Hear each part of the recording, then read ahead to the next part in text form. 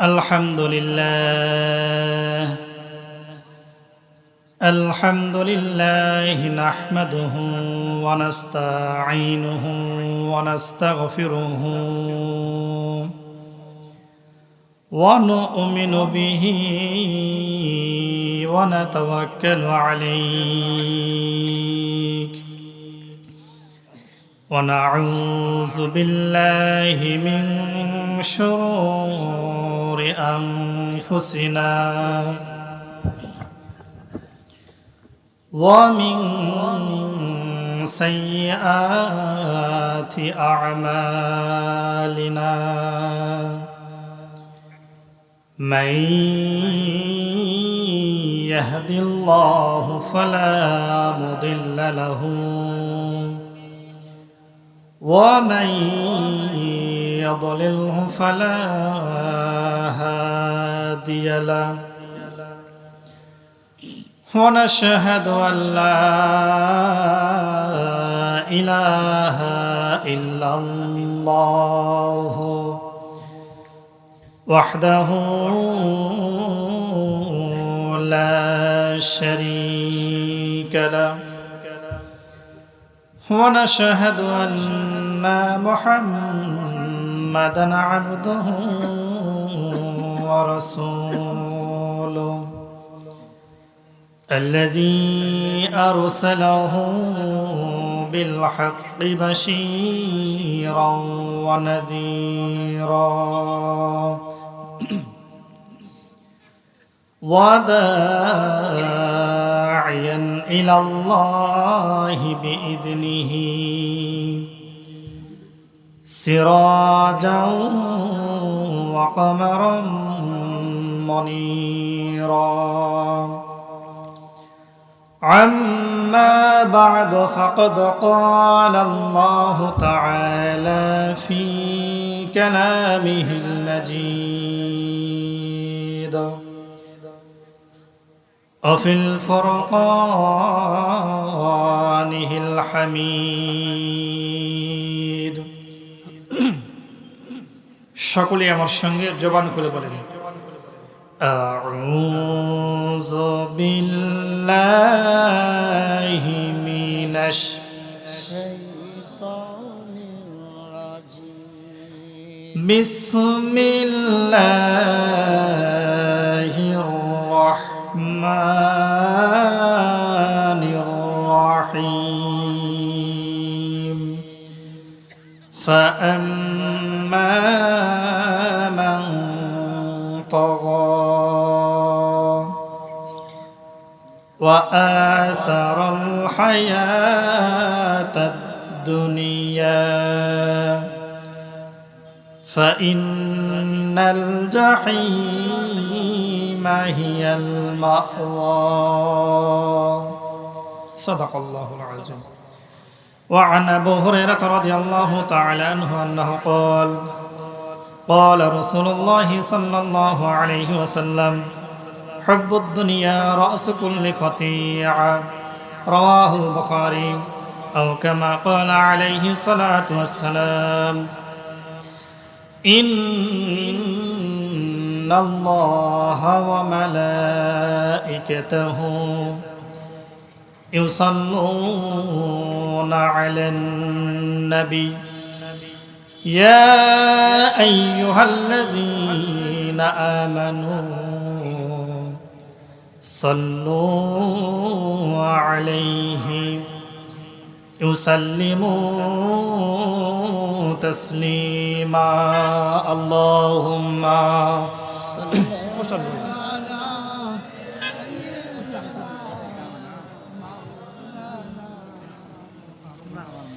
وعلى علي سيدنا هذا اللهم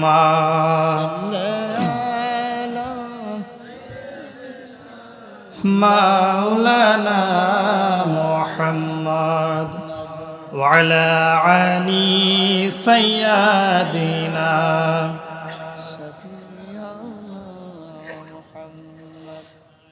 মুসিবত না পাই যদি মুসিবত না পাই যদি করোনা তোমার কবরে হাসরে কি হবে আমার। আছি গো ডুবে আমি পাপেরি সাগরে, না জানি কি হবে ওপারে হাসরে। আছি গো ডুবে আমি পাপেরি সাগরে, না জানি কি হবে ওপারে হাসরে। তোমারি সুপারিশ বিনে, তোমারি সুপারিশ বিনে কেমনে হব পার। কবরে হাসরে কি হবে আমার। কবরে হাসরে কি হবে আমার। আলহামদুলিল্লাহ।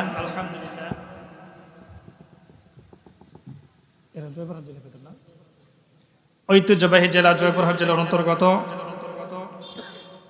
বিরাট তাফসিরুল কোরআন ও ওয়াজ মাহফিল, স্থান গোপালপুর দক্ষিণ পাড়া জামে মসজিদ প্রাঙ্গণ। আজকের মাহফিলের সম্মানিত সভাপতি, প্রধান অতিথি, বিশেষ অতিথিবৃন্দ, অনেক দূর দূরান্ত থেকে আগত ইসলাম প্রিয় যুবক ভাইয়েরা, বাবার বয়সী মুরব্বিয়ানিকের আমরা, পদ্মার অন্তরে থাকা শ্রবণ ব্রথা সম্মানিত মা ও বোনেরা, আমরা সর্বপ্রথম সে আল্লাহ রাব্বুল আলামিনের দরবারে শুকরিয়া আদায় করি যে আল্লাহ পাক রব্বুল আলামিন দুনিয়ার অনেক কর্মকাজ থেকে বিরত রেখে, ফারেক রেখে, সুস্থ রেখে, সবল রেখে এরকম একটা জান্নাতি জায়গার মধ্যে বসে কিছু আলোচনা শোনার এবং বলার তৌফিক দান করতেছেন। এই জন্য দিল থেকে শুকরিয়া আদায় করি, বলি আলহামদুলিল্লাহ। লক্ষ কোটি দরুদ ও সালাম পাঠ করি সেই মহান মানবতা মুক্তির দূত, উম্মতের কান্নার, রহমতের ভান্ডার আল্লাহ পাক রব্বুল আলামিন, যে নাকি সৃষ্টি না করলে আসমান, জমিন, পাহাড়, পর্বত, নক্ষত্র, তারকা, এমনকি কোনো মানুষকেও আল্লাহ পাক রব্বুল আলামিন সৃষ্টি করতেন না। তিনি হচ্ছেন সাইয়্যিদুল মুরসালিন, খাতামুন নবিয়্যিন, আফতাবি নবুওয়াত, শান সাহির রিসালাত, আখির জামান পয়গম্বর জনাবি মুহাম্মদ রাসূলুল্লাহ সাল্লাল্লাহু। নবীর সঙ্গে কারো দুশমনি আছে? দুশমনি আছে? হাদিসে পাকের মধ্যে আসছে, কোনো মানুষ যদি রাসূলুল্লাহ সাল্লাল্লাহু আলাইহি সাল্লাম এতটুকু যদি বলে, আল্লাহ পাক রব্বুল আলামিন মহব্বতে সে যদি তেলাওয়াত করে, তার জীবনের গুনাহ আল্লাহ তাআলা মাফ করে দেন। বলেন সুবহানাল্লাহ। এই জন্য আসুন নবীর প্রেম অন্তরে নিয়ে, মহব্বত বুকে নিয়ে জবান খুলে বলি সাল্লাল্লাহু আলাইহি ওয়াসাল্লাম। পবিত্র কুরআন কারীমের আয়াত সংখ্যা ৬,২৩৬টি। কতটি? আমরা আগে জানতাম ৬,৬৬৬টি, তাই নয়? কিন্তু হিসাব নিকাশ করে পরে দেখা গিয়েছে কোরআন শরীফের মোট আয়াত সংখ্যা হচ্ছে ৬,২৩৬টি। কয়টি? ৩৬টি। সূরা হচ্ছে ১১৪টি। এর মধ্যে ৩০ নম্বর পারার ৩ নম্বর পৃষ্ঠার সূরা নাজিআর ৩৭, ৩৮, ৩৯ তিনটি আয়াত। কয়টি আয়াত? তিনটা আয়াত তেলাওয়াত করেছি। অসংখ্য অগণিত হাদিস থেকে একটি হাদিস পাঠ করেছি। মাওলানা পাক যদি তৌফিক দেয় এর উপরেই সংক্ষিপ্ত কিছু আলোচনা করব। মা তাওফিক ইল্লা বিল্লাহ। এর আগে আপনাদের কাছ থেকে একটু দোয়া চেয়ে নিচ্ছি। আসলে এখানে বসে আপনাদের সামনে কথা বলার মতো যোগ্যতা আমার কিচ্ছু নেই, শুধু এখানে আসছি আপনাদের দোয়া নেওয়ার জন্য। কি নেওয়ার জন্য? একটু কথা বলেন। কি নেওয়ার জন্য? দোয়া নেওয়ার জন্য আসছি। আপনারা এতটুকু দোয়া করবেন যে আল্লাহ এই বাচ্চার জেহেন দ্বারা জবান থেকে আপনি এমন কিছু কথা বের করে দিবেন যে কথাগুলো বক্তা এবং শ্রোতা ইহ জগতে আমল করে পর জগতে আল্লাহর মাফিয়ে জান্নাতে যাইতে পারে, এরকম একটা দোয়া করতে পারবেন না? পারবেন না বাজান? আল্লাহুম্মা আমিন। এখানে আমার অনেক পরিচিত মুখ আমি দেখতে পাইতেছি, যেমন কিছু কিছু মানুষ আমার পরিচিত মনে হইতেছে।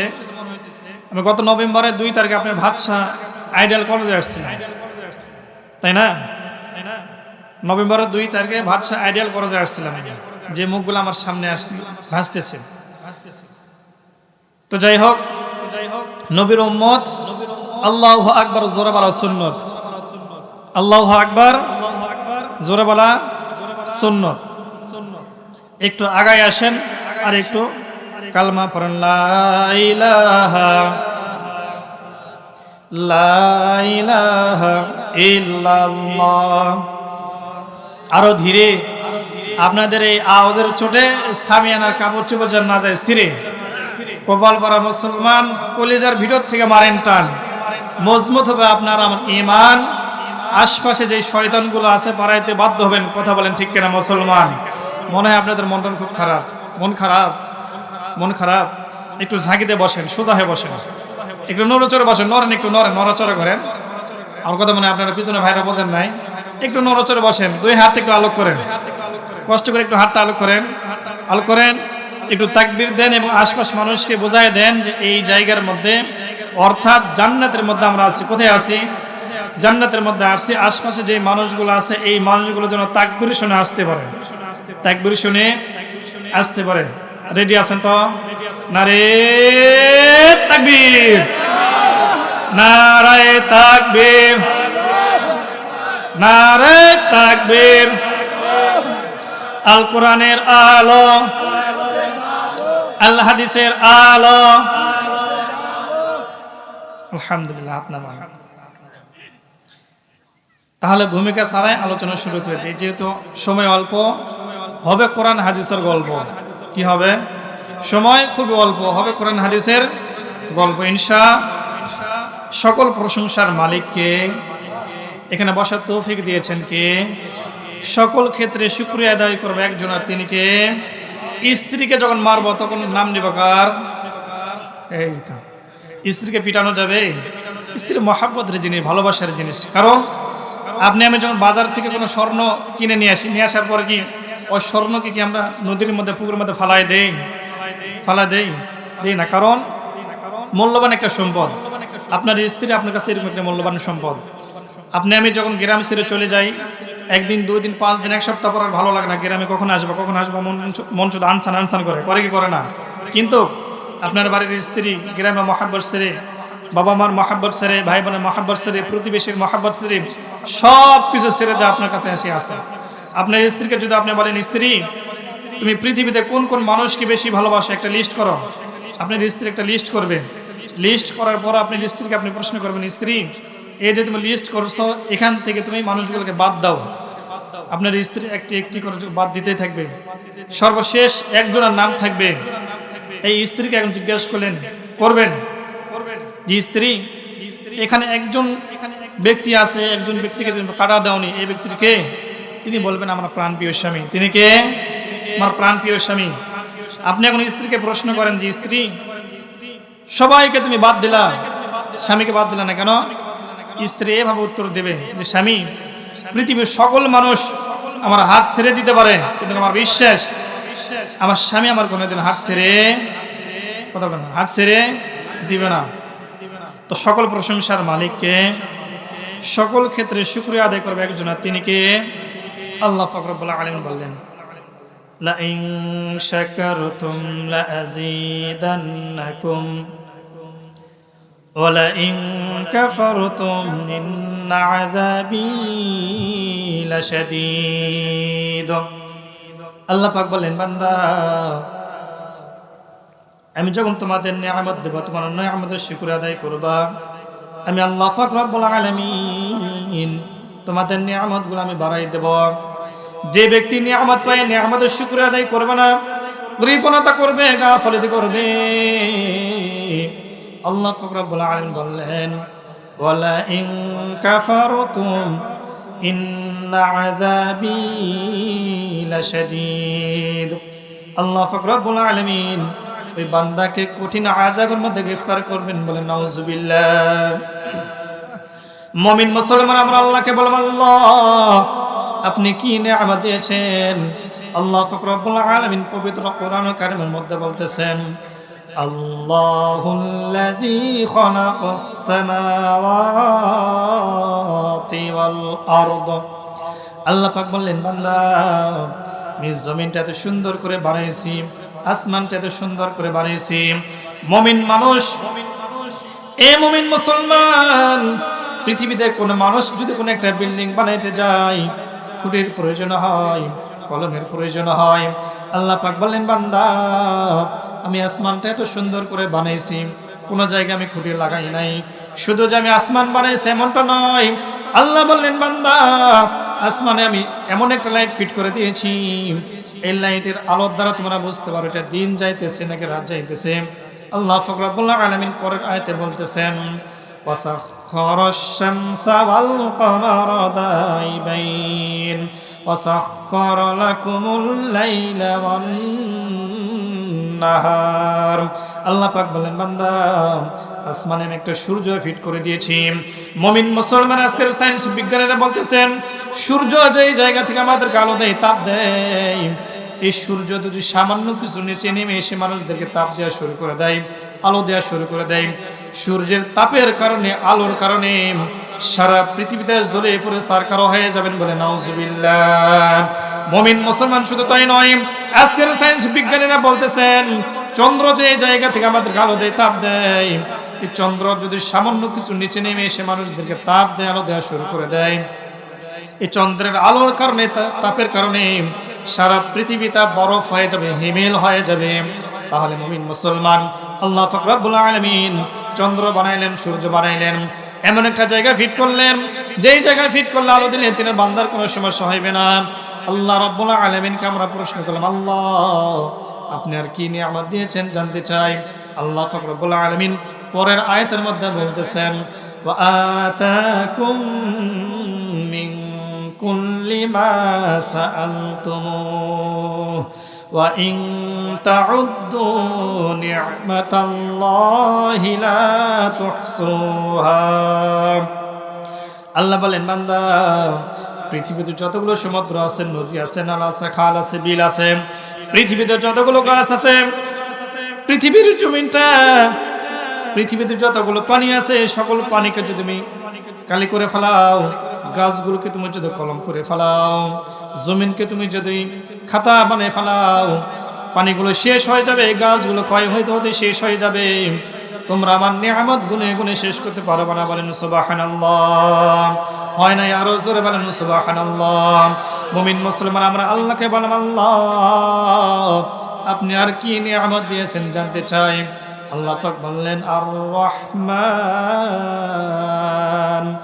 আল্লামাল কুরআন খালাকাল ইনসান। বলেন আল্লাহু আকবার। মুমিন মুসলমান আল্লাহ পাক রব্বুল আলামিন বলেন, আর রহমান, হে বান্দা আমি দয়ালু, আমি রহমান, আমি রহিম। আল্লামাল কুরআন, আমি কোরআন নাযিল করলাম। আল্লাহ পাক রব্বুল আলামিন তাদের উপর কোরআন নাযিল করেছেন, আসমানের উপর নাযিল করে নাই, জমিনের উপর নাযিল করেন নাই, পাহাড়ের উপর নাযিল করেন নাই। তাহলে আল্লাহ পাক রব্বুল আলামিন এই কোরআনটা কাদের উপর নাযিল করেছেন, কিসের উপর নাযিল করেছেন? আল্লাহ পাক রব্বুল আলামিন পরের আয়াতে বলতেছেন, খালাকাল ইনসান। আল্লাহ বলেন, বান্দা আমি মানুষের উপর নাযিল করেছি। বলেন সুবহানাল্লাহ। আমরা আল্লাহকে বললাম, আল্লাহ আর কি নিয়ামত দিয়েছেন জানতে চাই। আল্লাহ পাক বললেন, লাকাদ খালাকনাল ইনসানা ফি আহসানি তাকওয়িম। বলেন আল্লাহু আকবার। মুমিন মুসলমান আল্লাহ পাক বলেন, বান্দা তোমাকে আমি এত সুন্দর করে বানাইছি, দুইটা হাত দিয়েছি, দুইটা চোখ দিয়েছি, বোঝার মতো ইচ্ছে শক্তি দিয়েছি, জবান দিয়েছি, গরুর দুইটা হাত আছে, দুইটা পা আছে, গরু চোখ দিয়ে দেখতে পাই, গরু কান দিয়ে শুনতে পাই, গরু বোঝে। কিন্তু আল্লাহ পাক রব্বুল আলামিন আমাদেরকে যে আকল দিয়েছেন, জ্ঞান দিয়েছে, বিবেক দিয়েছেন, এই বুদ্ধি কি গরুর আছে নাকি? কথা বলেন আছে নাকি? আল্লাহ পাক রব্বুল আলামিন এত সুন্দর করে আমাকে বানাইলেন। আল্লাহ বলেন বান্দা তোমাকে এত সুন্দর করে বানাইলাম, তুমি মনে রাখবা আমার কাছে কিন্তু তোমাকে ফিরে আসতেই হবে। আমরা আল্লাহকে বললাম আল্লাহ কেমন করে আপনার কাছে আমরা ফিরে যাইব? আল্লাহ পাক রব্বুল আলামিন বললেন الذي خلق الموت والحياة ليبلوكم أيكم أحسن عملا জোরে জোরে বলেন আল্লাহু আকবার। মুমিন মুসলমান আল্লাহ বলেন বান্দা الذي خلق الموت والحياة ليبلوكم أيكم أحسن عملا।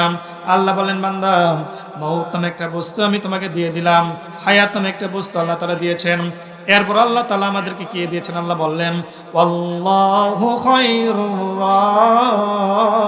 রাযিকিন। আল্লাহ বলেন বান্দা রিজিকের মালিক আমি আল্লাহ। হায়াত নামে একটা বস্তু দিয়ে আমি তোমাকে দুনিয়ার জমিনে পাঠাইলাম, রিজিক নামে একটা বস্তু দিয়ে তোমাকে দুনিয়ার জমিনে পাঠাইলাম। মনে রাখবা আমার কাছে তোমাকে ফিরে আসতেই হবে। আমরা আল্লাহকে বললাম আল্লাহ আপনার কাছে তো ফিরে যাব, তাহলে দুনিয়াতে কেন আপনি আমাদেরকে পাঠাইলেন? আল্লাহ পাক বললেন ইন্নাদ-দীনা ইনদাল্লাহিল ইসলাম। আল্লাহ বলেন বান্দা দ্বীনের প্রতি থাকবা, সৎ পথে থাকবা, হারাম থেকে বেঁচে থাকবা, হালাল পুঁজি উপার্জন করবা। আমি আল্লাহ রাব্বুল আলামিন বলে দিলাম ইন্নাল্লাযীনা আমানু ওয়া আমিলুস সালিহাত কানাত লাহুম জান্নাতুল ফিরদাউসি নুসুলা। আল্লাহ বলেন বান্দা ইন্না নিশ্চয় লিল্লাযীনা আমানু যারা আমার উপর ঈমান আনবে, ওয়া আমিলুস সালিহাত সৎ পথে চলবে, হারাম থেকে বেঁচে থাকবে, নেক আমল করবে, কানাত লাহুম জান্নাতুল ফিরদাউসি নুসুলা। আমি আল্লাহ পাক রব্বুল আলামিন ওই বান্দাকে দুনিয়াতে মাফ করে দে, পরকালে জান্নাতের ফেরদাউস দান করে দেব। বলেন সুবহানাল্লাহ। আওয়াজ হয় নাই, আরো জোরে বলেন সুবহানাল্লাহ। মুমিন মুসলমান আল্লাহ রাব্বুল আলামিনকে আমরা বললাম আল্লাহ আপনি আমাদেরকে আর কি নিয়ামত দিয়েছেন জানতে চাই।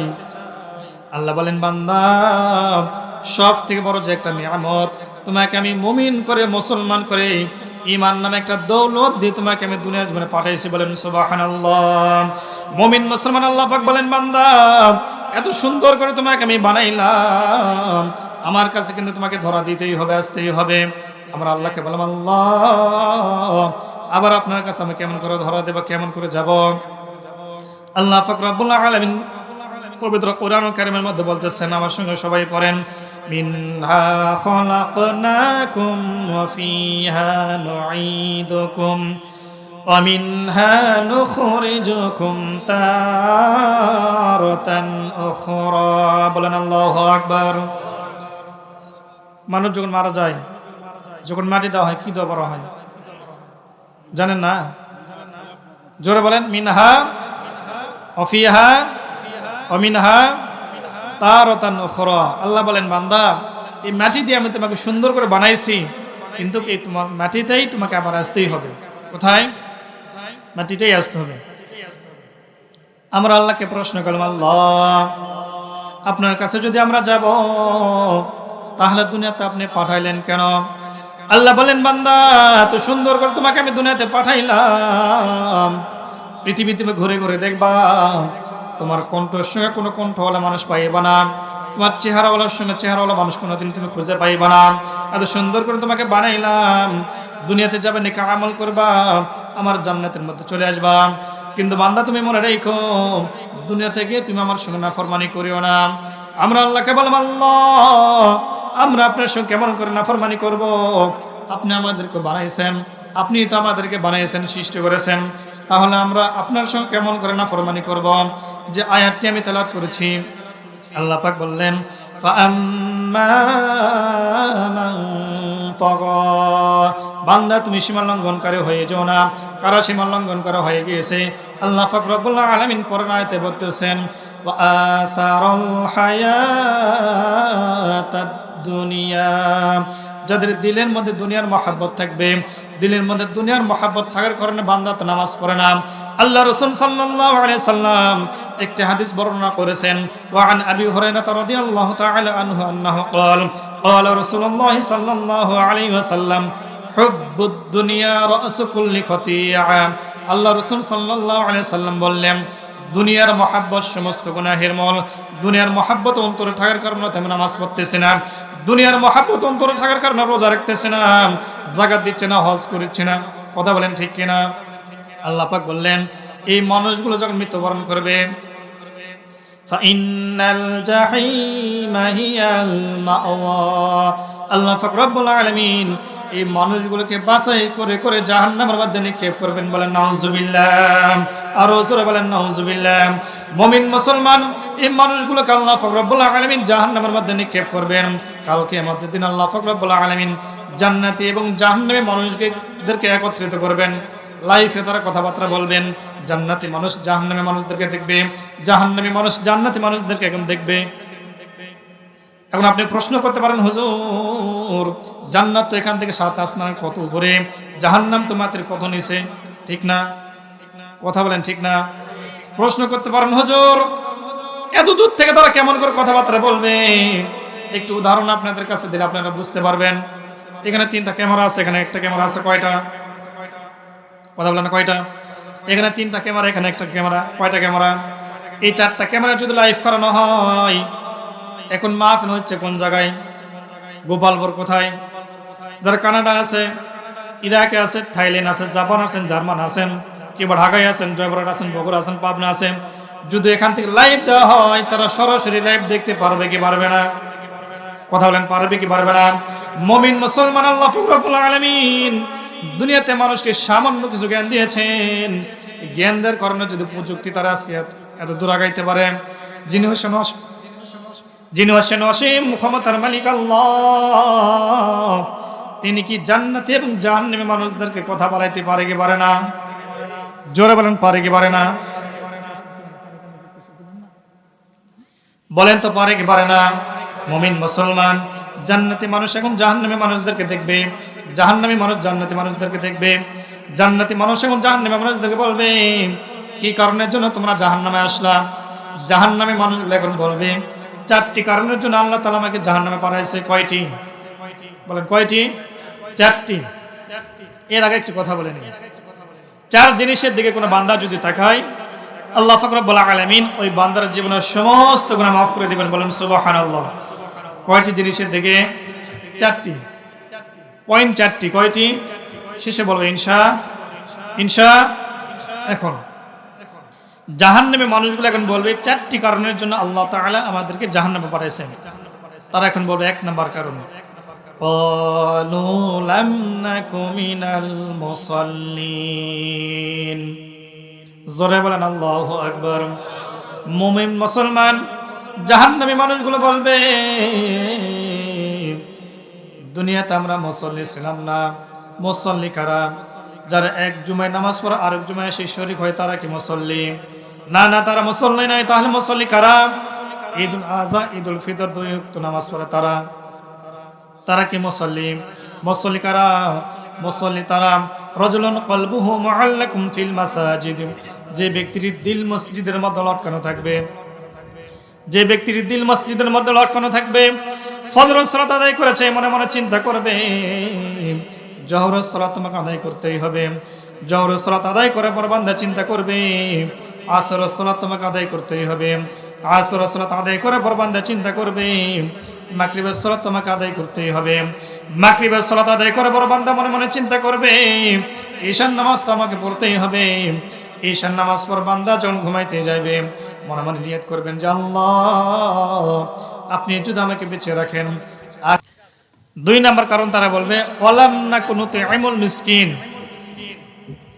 আমরা এতিম মিসকিনদেরকে খাবার দিতাম না, সহযোগিতা করতাম না।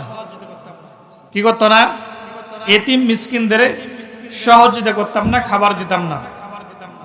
আমাদের সমাজে এরকম মানুষ পাওয়া যায়, আমাদের মধ্যে এরকম মানুষ আছে।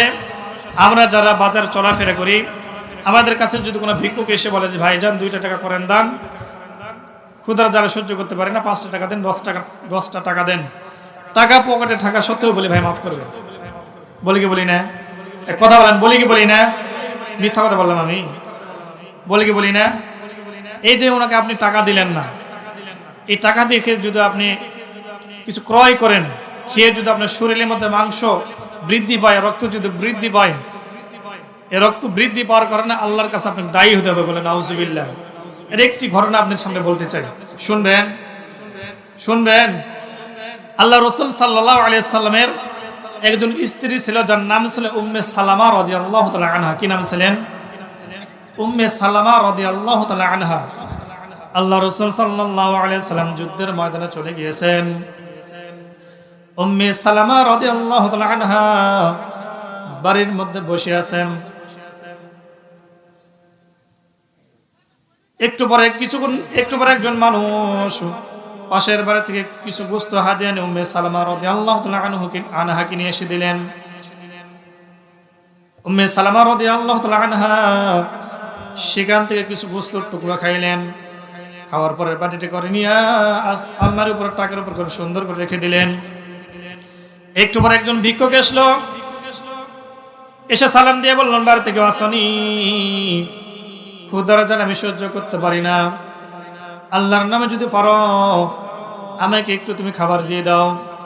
উম্মে সালামা রাদিয়াল্লাহু তাআলা আনহা চিন্তা করলেন, আমার স্বামী তো যুদ্ধের ময়দানে চলে গিয়েছে, আমার স্বামী তো যুদ্ধের ময়দান থেকে ফিরে আসবে, এসে যদি আমার কাছে খাবার চাই, আমি যদি খাবার না দিতে পারি কেমনটা লাগবে, কেমনটা হবে। মনে মনে এই চিন্তা করলো উম্মে সালামা রাদিয়াল্লাহু তাআলা আনহা। ভিক্ষুককে বললেন, আপনি আমাকে মাফ করবেন, আমি আপনাকে খাবার দিতে পারবো না। মুমিন মুসলমান ভিক্ষুক সেখান থেকে চলে গেলেন। একটু পর আল্লাহর রাসূল সাল্লাল্লাহু আলাইহি সাল্লাম বাড়ির মধ্যে প্রবেশ করলেন, সুন্দর করে ফ্রেশ হলেন। উম্মে সালামাকে বললেন, সালামা রে, বাড়িতে কোনো খাবার আছে কিনা রে সালামা? উম্মে সালামা বললেন, ইয়া রাসূলুল্লাহ, বাড়িতে কোনো কিছু রান্না করতে পারি নাই, তবে পাশের বাড়ি থেকে একজন মেহমান কিছু বস্তু হাদিয়া দিয়ে গিয়েছে, আমি কিছু খেয়েছি, আপনার জন্য কিছু রেখে দিয়েছি। বাটিতে করে আলমারির উপর, টাকার উপর আমি সুন্দর করে রেখে দিয়েছি। আল্লাহর নবী সাল্লাল্লাহু আলাইহি সাল্লাম বাটির মধ্যে চলে গেলেন। বাটিটা হাতে নিয়ে দেখেন গোস্তগুলো গোস্ত নেই, গোস্তগুলো পাথরে পরিণত হয়ে গিয়েছেন। বলেন নাউজুবিল্লাহ। আল্লাহর নবী বলেন, ও উম্মে সালামা রে, বাড়ি থেকে একটু আগে কেউ আসছিল না, কিছু সালামা রে। উম্মে সালামা বলেন, ইয়া রাসূলুল্লাহ, আপনি আসার একটু পূর্বে একজন ভিক্ষুক এসেছিল। আল্লাহর নবী বলেন, ও উম্মে সালামা রে, ভিক্ষুক এসে তোমার কাছে কি চেয়েছে, কি বলেছে? উম্মে সালামা বললেন, ইয়া রাসূলুল্লাহ, সে ক্ষুধার জ্বালায় সহ্য করতে পারে না, আল্লাহর জন্য কিছু খাবার চেয়েছে, আমি তাকে খাবার দেই নাই। আল্লাহর নবী বলেন, ও উম্মে সালামা রে, তুমি তাকে খাবার দিলে না কেন? উম্মে সালামা বললেন, ইয়া রাসূলুল্লাহ, আমি মনে মনে চিন্তা করতেছিলাম, আমি যদি ওনাকে খাবার দিতাম, আপনি যদি আসতেন, আপনাকে আমি খাবার দিতে পারতাম না, এই জন্য আমি তাকে খাবার দেই নাই। আল্লাহর নবী বললেন, ও উম্মে সালামা রে, তুমি যদি ওই ভিক্ষুককে খাবার দিতাম, এই খাবারগুলো পাত্রে তো পরিণত হয়ে যাইতো না, এই খাবারগুলো আল্লাহ পাক রব্বুল আলামিন নিয়ামত হিসেবে বাড়াই দিতেন। বলেন সুবহানাল্লাহ। আল্লাহর নবী বলেন, ও উম্মে সালামা রে, তুমি মনে রাখবা, পৃথিবীতে যত আমার উম্মত আসবে, তার এতিম মিসকিনদেরকে যদি সহযোগিতা না করে, তাদের যদি পাশে না দাঁড়ায়, তাদের যদি সহযোগিতা না করে, তাদের যদি খাবার না দেয়, ও উম্মে সালামা, তুমি মনে রাখবা, কাল কিয়ামতের দিন আমি আল্লাহ পাক রব্বুল আলামিন এদেরকে আমি পাই পাই করে হিসাব নেব। হিসাব নেওয়ার কারণে আমি আল্লাহ পাক রব্বুল আলামিনের কাছে ফরিয়াদ করব, এদেরকে যেন আল্লাহ পাক রব্বুল আলামিন জাহান্নামের মধ্যে দাখিল করে দেন। বলেন নাউজুবিল্লাহ। তাহলে এতিম মিসকিনদের খাবার দিব কি দিব না? কে কে দিবেন? দুই হাত তুলে আল্লাহকে দেখান। আল্লাহ পাক রব্বুল আলামিন এতিম মিসকিনদের সহযোগিতা করার তৌফিক দান করুন। আল্লাহুম্মা আমিন।